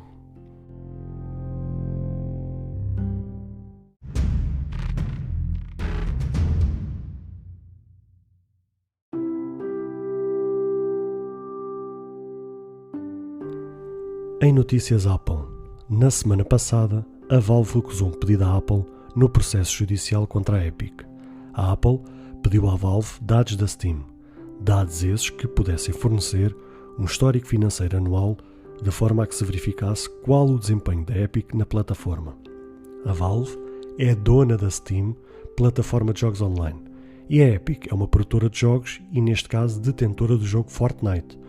O jogo foi barrado na App Store por quebra das condições contratuais, ao vender produtos como skins e etc. dentro do jogo, quando as regras da App Store mandam que qualquer tipo de compra tenha que ser feita através da App Store. A Epic alega que os 30% de percentagem das vendas é um abuso. No caso em concreto, a Valve recusou o pedido, alegando que esse tipo de informações são confidenciais. Um detalhe importante que a Valve refere é que quem controla o preço e o conteúdo dos jogos dentro da plataforma são as produtoras. Como o caso estaria entregue ao juiz Thomas Hickson para decidir, assim foi feito durante o decorrer da semana, através de uma audiência virtual. Apesar do juiz ter validado a intimação da empresa da maçã, acabou por lhe negar a totalidade daquilo que ela queria, pois pretendia toda a informação desde 2015, só que o juiz só autorizou a partir de 2017, o que envolve o total de informações respeitantes a 436 jogos, ao contrário dos mais de 30 mil jogos. O advogado representante da Valve disse que, de facto, se fosse facultar os dados de 2015, teria que disponibilizar vários funcionários em tempo integral a se dedicarem exclusiva à coleta de dados, não conseguindo disponibilizar todas as informações em tempo útil.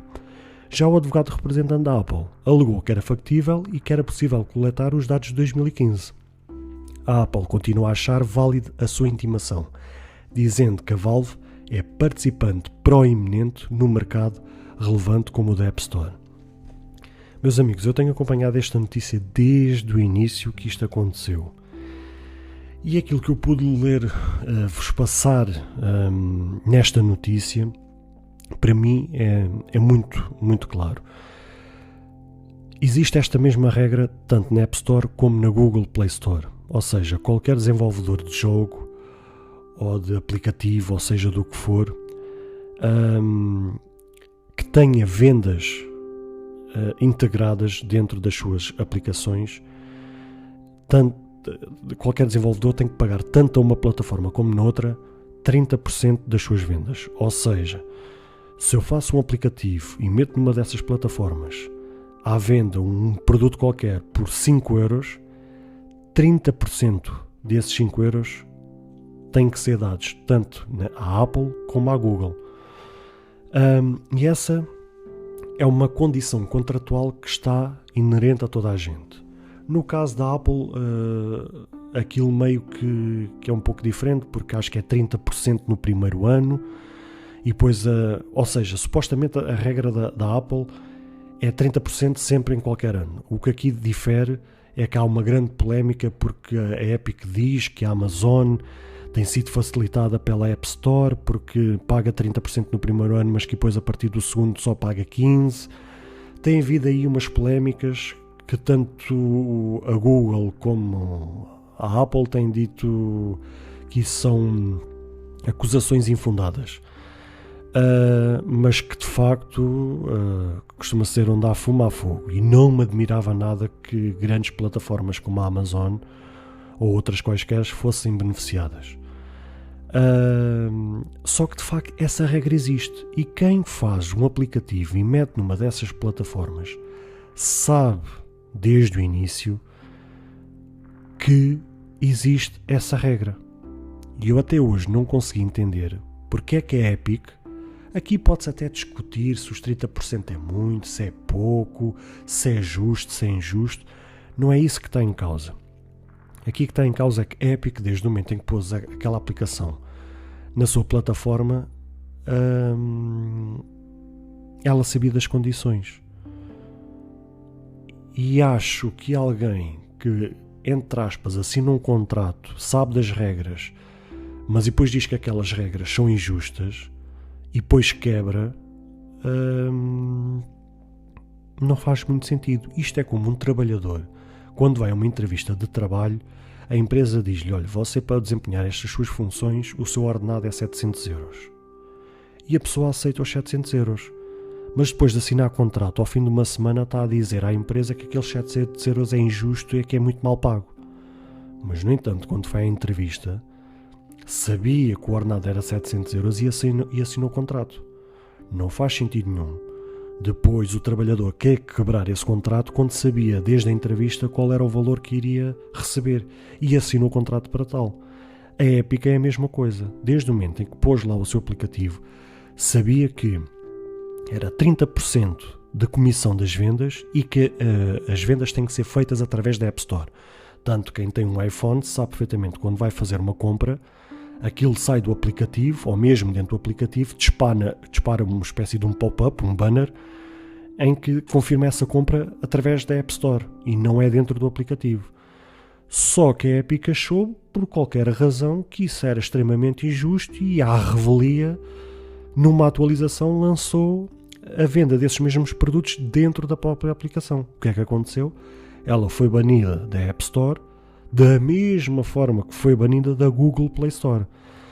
Só que no Android ela não teve tanto impacto. Porquê? Porque o Android sendo um sistema open source, conseguimos instalar os aplicativos fora da App Store, da própria Play Store, através dos fecheiros APK.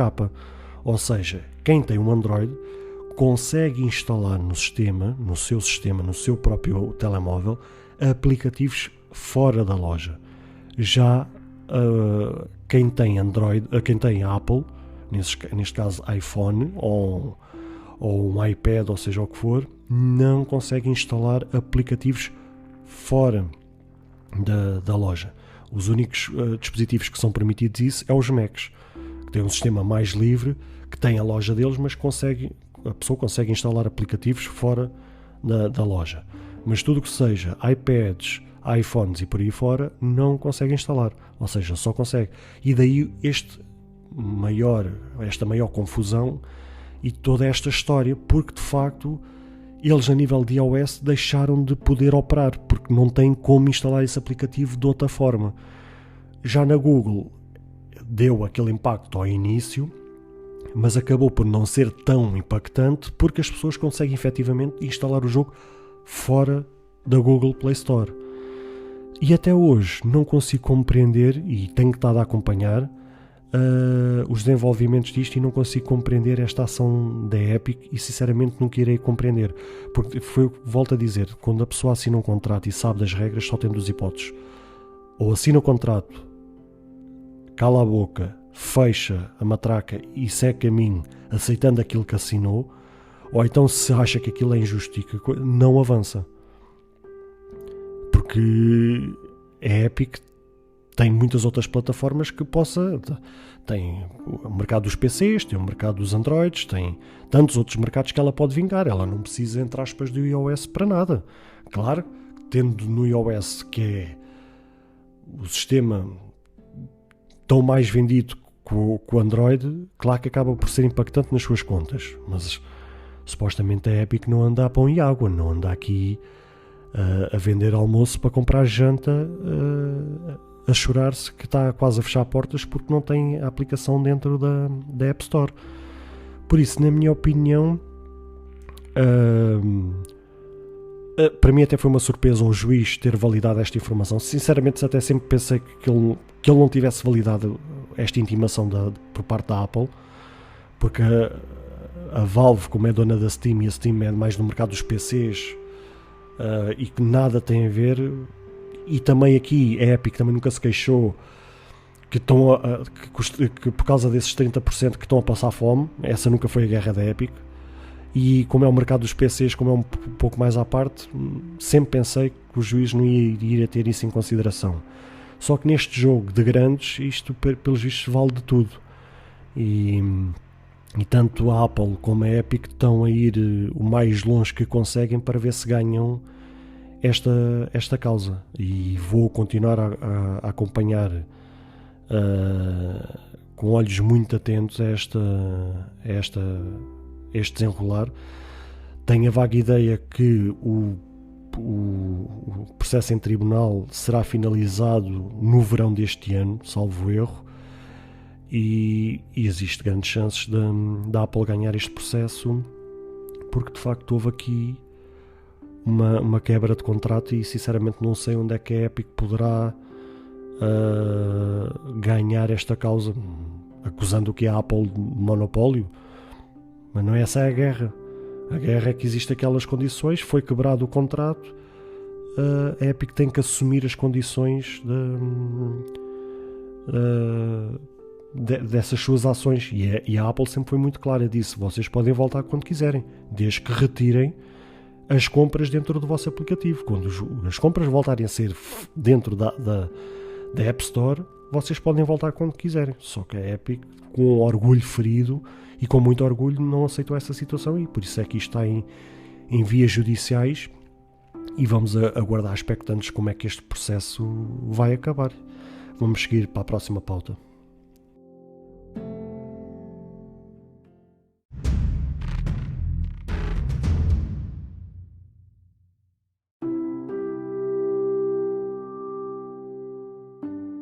Em notícias Apple, no seguimento da polémica da Epic versus Apple, a Epic quis levar o caso também para os tribunais europeus, nomeadamente no Reino Unido. Um tribunal de lá impediu a Epic de contestar a proibição da Apple. Esse tribunal é um tribunal de antitrust e disse claramente à Epic que ela não podia levar este caso no país da sua majestade. O tribunal alegou que é nos Estados Unidos o melhor lugar para julgar e resolver este tipo de casos. Aparentemente, a Epic vai deixar este caso do Reino Unido após este caso com a Apple ser julgado. Segundo a Reuters, a Apple não quis comentar sobre o assunto.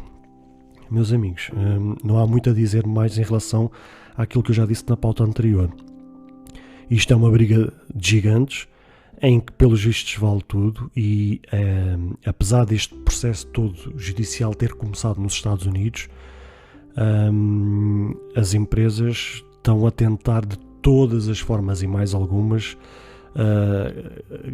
amealhar o máximo de informações, de recursos, de ferramentas, de armas para vencer claramente este processo.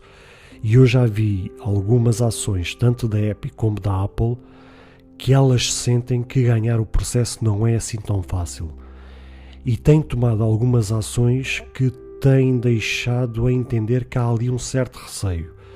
E no caso da Epic, o facto do caso ter-se desenrolado na América e ter começado na América, o facto de eles terem-se apercebido que não é assim um caso tão fácil de ganhar, a Epic claramente já quer procurar por outras vias, e nomeadamente já quis recorrer a outros países, a outros tribunais, para que no fim, no processo nos Estados Unidos, vamos imaginar que eles levam isto a mais 3 ou 4 países e que nesses 3 ou 4 países eles até conseguem ganhar o processo. Eles aí já podem juntar isso ao processo dos Estados Unidos e dizer assim, olha, Sr. Juiz, está a ver, a gente nestes 3 ou 4 países ganhámos o processo. O que claramente quer dizer que a gente tem razão neste caso. Isto é claramente aquilo que eu vejo da tentativa da Epic neste processo. Só que, neste caso aqui, se deram mal, porque eles quiseram ir para o Reino Unido contestar esta situação e claramente levaram um barramento por parte do tribunal no Reino Unido, e que foi muito claro a dizer assim, não, meus amigos, este processo é ligado aos Estados Unidos, começou nos Estados Unidos, tem tudo a ver com os Estados Unidos, são 2 empresas americanas, decidam-se lá vocês lá, que aqui não faz sentido nenhum. E a prova disso mesmo, que é uma tentativa quase desesperada da Epic, que ela própria, quando levou este barramento do Reino Unido, disse, ok, então a gente vai ver como é que corre o julgamento nos Estados Unidos e depois logo se decide se a gente vai tentar contestar isto no Reino Unido ou não. Mas o que é certo é que a Epic meio que deu essa ideia para o ar, a Apple, na Reuters, não quis comentar o assunto, porque viu claramente que não havia grande coisa a ser comentada em relação a este assunto, e como eu disse há pouco, estamos a acompanhar claramente o que é que isto vai dar. É uma briga de gigantes, de gente que está-se a comportar, na minha visão, como criança, em algumas decisões meio que amadoras, que não faz sentido serem tomadas por empresas com tamanha responsabilidade, que têm milhões de usuários a usufruir e a desfrutar dos seus serviços, que têm que levar por tabela. É que vamos olhar isto de uma forma muito simples. Quem tem um sistema iOS e que era jogador do Fortnite nesta plataforma, literalmente por causa de uma birra entre 2 empresas, quem saiu prejudicado foi o usuário. E nisso não faz sentido nenhum. Eu acho que o usuário, o consumidor, o cliente, tem que ser o primeiro a ser defendido nestas causas. Depois, no backstage, que se queira discutir estes assuntos que não possam interferir com o usuário, tudo bem. Mas quando se escala a estas dimensões, que depois acaba por prejudicar o usuário neste sentido, não faz sentido nenhum. O que depois também pode levar ao próprio consumidor, ao próprio usuário, ao próprio cliente, a não ver com bons olhos aquela empresa e ponderar no futuro deixar de usar serviços desse tipo de empresas, porque constatam assim, espera lá, então se no passado esta empresa se comportou desta forma para comigo, que é que me garante que eles no futuro não possam fazer o mesmo? É isso mesmo, é quando alguém usufrui de um serviço e, entre aspas, é maltratado, ou fica mal servido nesse serviço, dificilmente procura esse tipo de serviço. E não me admirava nada que mesmo que a Epic voltasse a ter o Fortnite na App Store, que eles perdessem montes de clientela à conta desta briguinha entre eles. E sinceramente continuo a não compreender e nunca compreenderei estas ações de empresas com tamanha responsabilidade. É basicamente isso que eu tenho a dizer. Vamos seguir para a última pauta.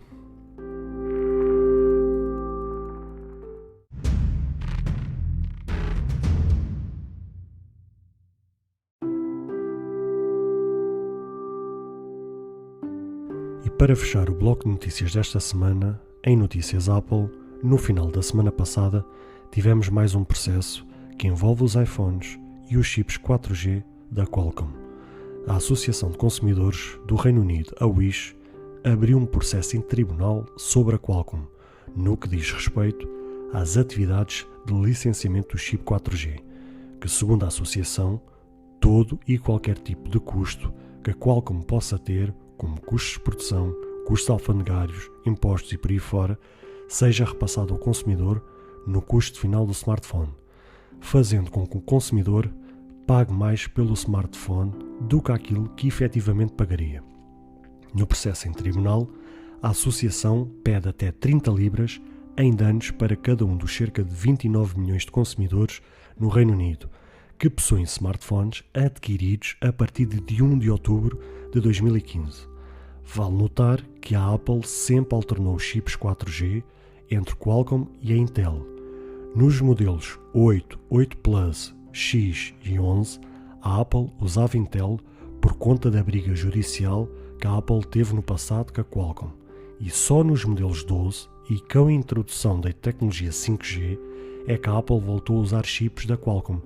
Por isso, segundo a data a que se refere este processo judicial, será válido para utilizadores do 6S, 6S Plus, 7 e 7 Plus. Segundo a BBC News, a Qualcomm afirma que o caso não tem fundamento e que no passado a fabricante já ganhou processos semelhantes a este. Aguardemos o que é que o Tribunal da Apelação da Concorrência do Reino Unido irá determinar, ainda que a referida associação esteja a apelar aos consumidores que participem numa ação coletiva. Bem, o que é que eu tenho a dizer em relação a isto? Primeiro, é mais uma história, entre aspas, caricata, que acontece por conta de uma briga que a Apple teve no passado com a Qualcomm em processo judicial e que por conta disso fez com que a Apple tivesse alternado os seus chips entre a Intel e a Qualcomm.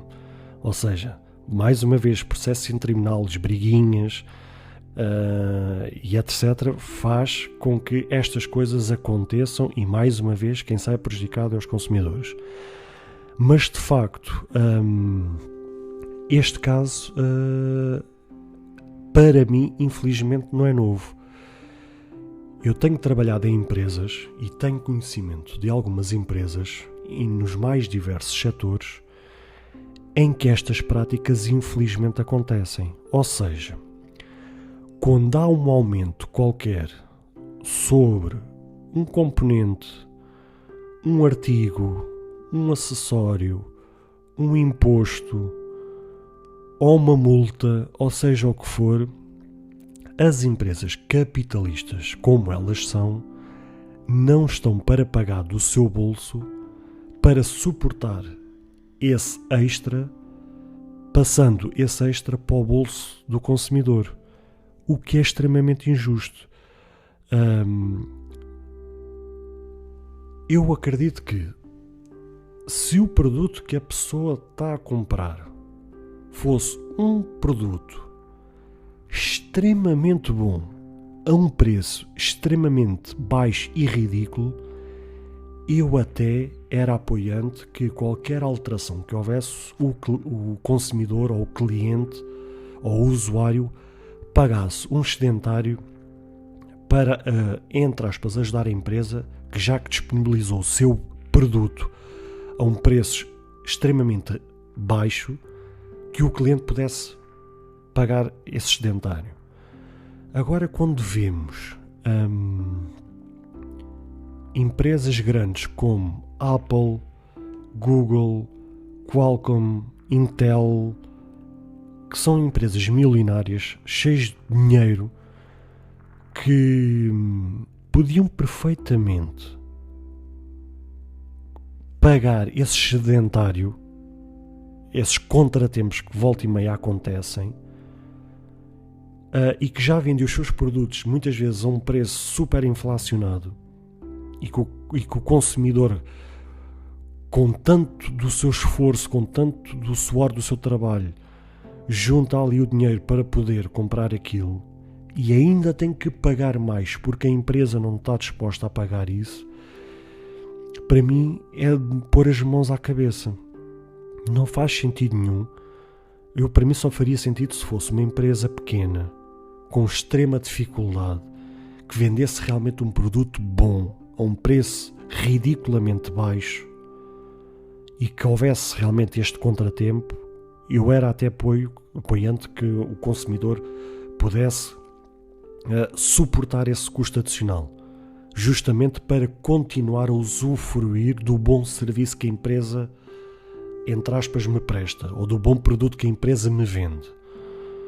Agora, quando vemos empresas milionárias que veem as suas folhas de faturação aumentarem ano após ano, aumentarem os seus lucros estupidamente, e veem estas coisas a acontecer e ainda repassam esse custo para o cliente, para mim não faz sentido nenhum. E o mais grave do meio disto tudo é que provavelmente esta associação pode até ganhar este processo, a Apple paga esta multa, só que o que faturou com esta manobra, a Apple, eu não digo a Apple, falo da própria Qualcomm, porque a Qualcomm passa esse valor para a Apple e depois a Apple passa esse valor para o cliente. Ou seja, neste caso específico a Qualcomm, o que a Qualcomm faturou com esta manobra vai ser extremamente superior à multa que eles possam pagar. O justo era que a multa fosse na mesma proporção do que aquilo que eles faturavam. Porque assim, aquilo que eles, entre aspas, ganharam indevidamente, se é assim que se lhe pode chamar, teriam que devolver. Para então assim incentivar a que estas práticas não aconteçam mais. E assim elas possam se comportar como deve ser no mercado. E assim ter a satisfação dos seus clientes. Só que o problema é que mesmo que o tribunal espete com uma multa milionária nas mãos da Qualcomm por conta desta prática, será infimamente inferior àquilo que eles faturaram com esta manobra. Ou seja, é como se eu tivesse feito uma manobra ilícita e tivesse ganhado 10 euros, só que a multa que me passam é de 3 euros e eu ganhei 7. Estão a perceber onde é que eu quero chegar? Isto não faz sentido nenhum. Tem que haver reguladores, tem que haver alguém com coragem, seja os tribunais, seja que entidade for, que regule isto e que meta, primeiro, que haja um controle mais eficaz a evitar que estas práticas aconteçam.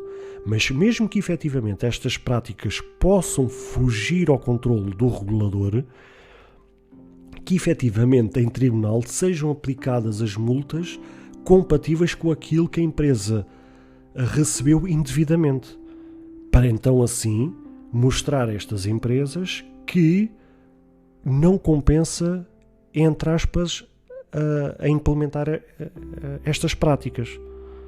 Isto tem que acabar de uma vez por todas. Tem que acabar de uma vez por todas. O problema é que eu vejo que há muitos reguladores, há muitos tribunais que não têm essa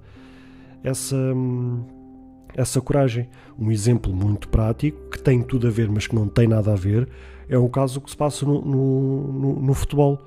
Em qualquer liga, em que muitas vezes, não tanto na Inglaterra, porque eles aí realmente são mais rígidos, mas há muitas ligas, como a espanhola, como a portuguesa, como a francesa, ou mesmo até como a brasileira, em que muitas vezes treinadores, dirigentes, jogadores fazem práticas que vão contra as leis, que vão contra as regras, mas depois as multas que eles recebem é muito inferior àquilo que eles tiraram de benefício pela prática que eles fizeram.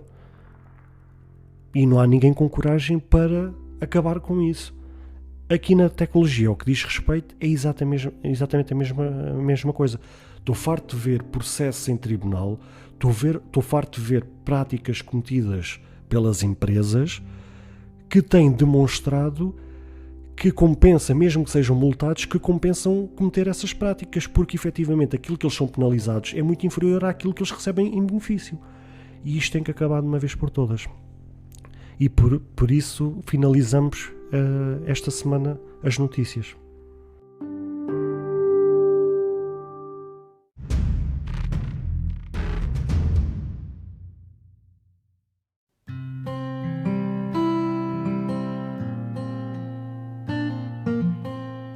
Bem, caros ouvintes, chegamos ao fim de mais um episódio. Espero que tenham gostado. Se gostaram deste episódio, passem na iTunes Store e avaliem este podcast. Ou se a vossa plataforma de podcast permitir fazer alguma avaliação, então peço que possam fazê-lo, para que seja recomendado nas pesquisas e chegue a mais pessoas. Se vocês quiserem ser apoiantes deste projeto isento e livre de tendências, basta aceder ao link que está na descrição deste episódio.